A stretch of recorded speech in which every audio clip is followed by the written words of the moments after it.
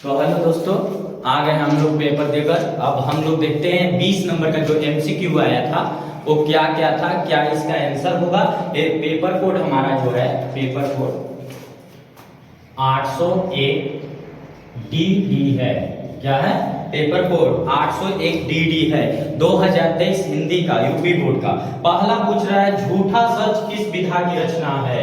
झूठा सच किस विधा की रचना है? तो मेरे दोस्तों झूठा सच जो है वो क्या है? उपन्यास है। क्या है? उपन्यास है। क्या है? उपन्यास है। क्या है? उपन्यास है। अनंत आकाश के रचनाकार, अनंत आकाश के क्या चीज? रचनाकार।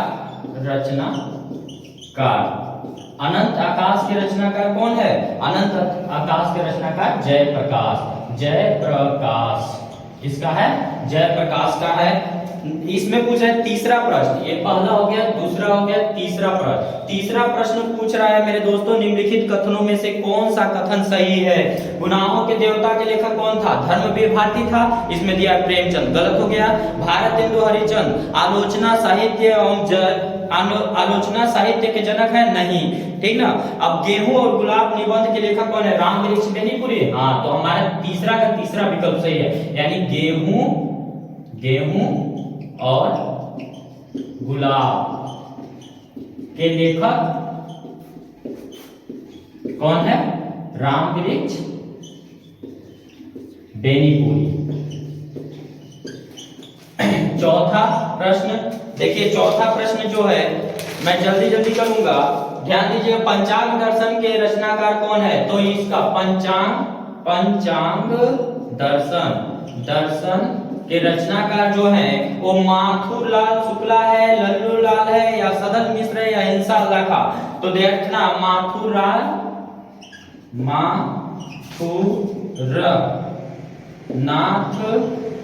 शुक्ल कौन है? माथुरनाथ शुक्ल है। ध्यान दीजिएगा। पांचवा प्रश्न क्या कर रहा था? सारंगधर रचनाकार है।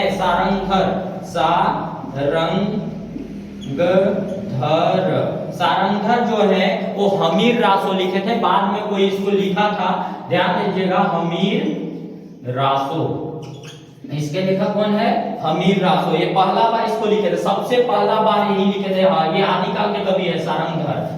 छठवां क्या है? छठवां क्वेश्चन बोल रहा है कि छायावाद युग की प्रमुख विशेषता। छायावाद,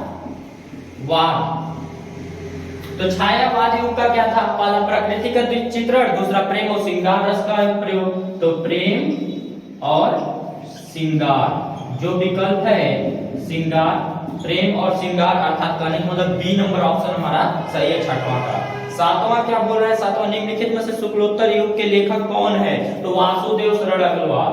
वासुदेव शरण अग्रवाल क्या है हमारा? शुक्लोत्तर युग, अर्थात कहने का मतलब छायावादोत्तर युग के लेखक कौन है? वासुदेव शरण अग्रवाल है। अग्रवाल, ध्यान दीजिएगा। आठवां प्रश्न क्या बोल रहा है? आठवां प्रश्न बोल रहा है साकेत किस युग की रचना है? तो द्विवेदी युग का है। किसका है? द्विवेदी युग। किसका है? द्विवेदी युग।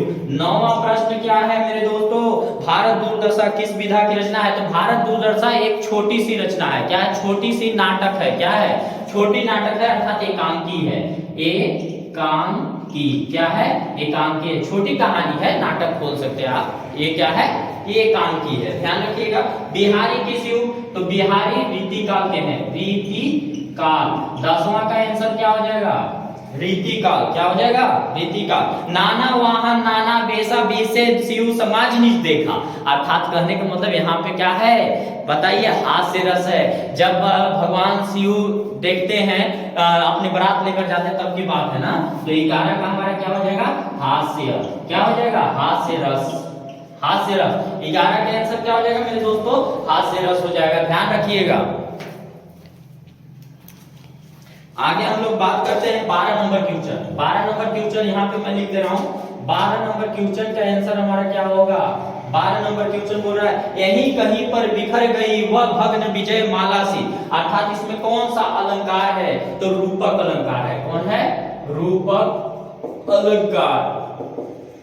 क्यों? क्योंकि महारानी लक्ष्मीबाई की जो शारीरिक रूप है उसको यहाँ पे क्या बोल रहा है, भग्न विजय माला से माला की बात की गई है ना, इसलिए यहाँ पे रूपक अलंकार।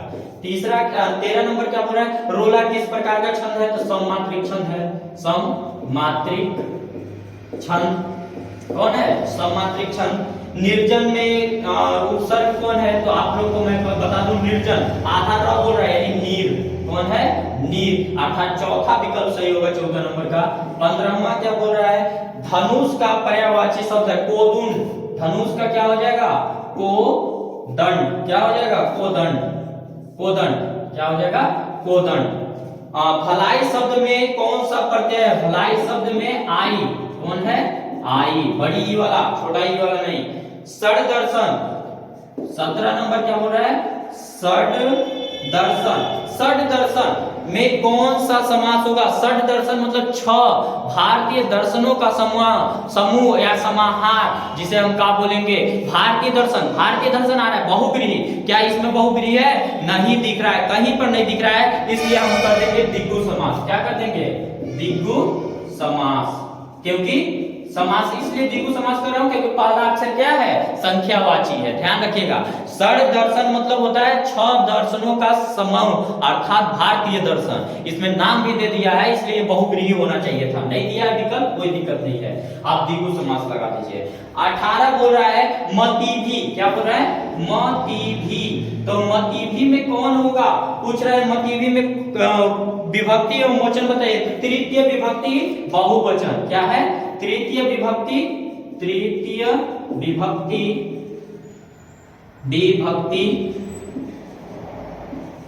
बहुवचन, क्या होगा, बहुवचन, क्या होगा, तृतीय विभक्ति बहुवचन।